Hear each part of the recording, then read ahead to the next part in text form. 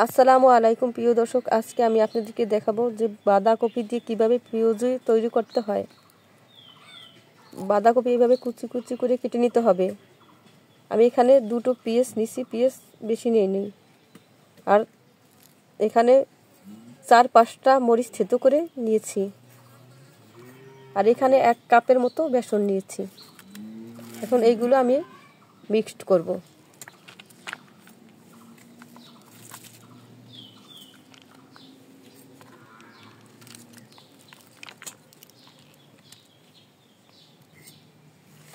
আমি এখন দেব স্বাদ অনুযায়ী লবণ,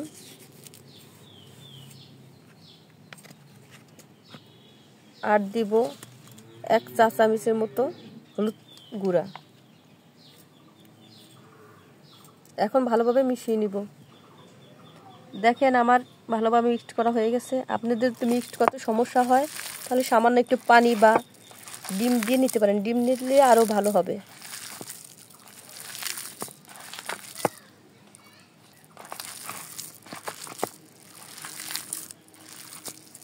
এই দেখেন হয়ে গেছে।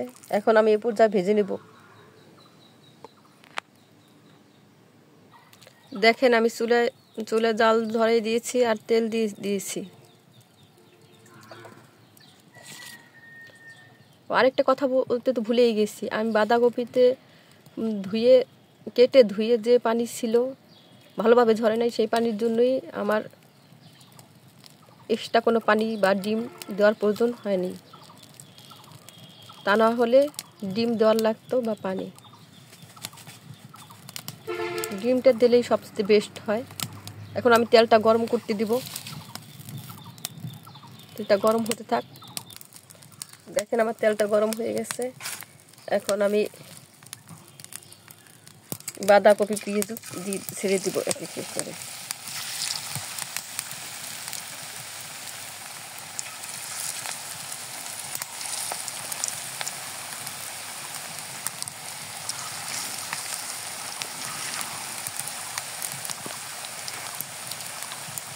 এটা বাসায় ট্রাই করে দেখবেন, সবারই পছন্দ হবে।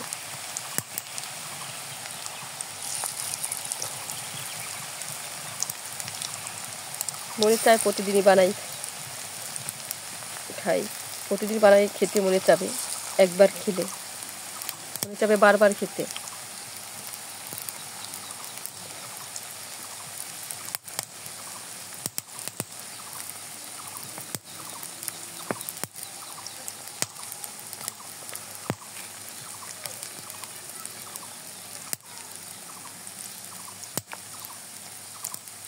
এখন আমি মিডিয়াম আছে 2 মিনিট ভাজবো।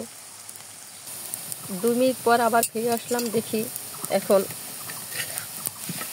এরকম হয়েছে।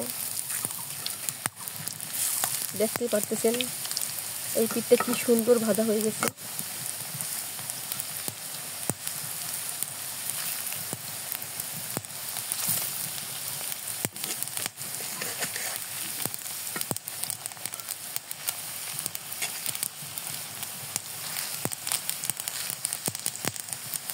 এখন আবার 2 মিনিটের জন্য রেখে দিব মিডিয়াম আছে।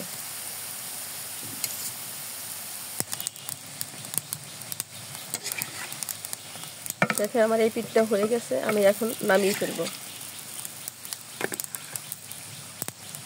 এখন তৈরি হয়ে গেল মুচমুচে বাঁধাকপির পেঁয়াজু।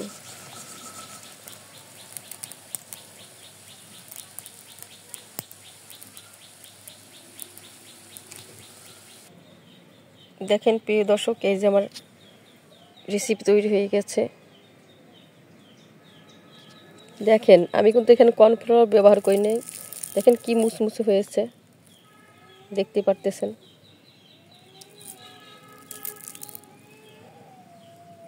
আজকে এই পর্যন্তই। আবার অন্য এক ভিডিও নিয়ে কালকে আল্লাহ বাঁচাই রাখলে আপনাদের সামনে উপস্থিত হব। আল্লাহ হাফেজ।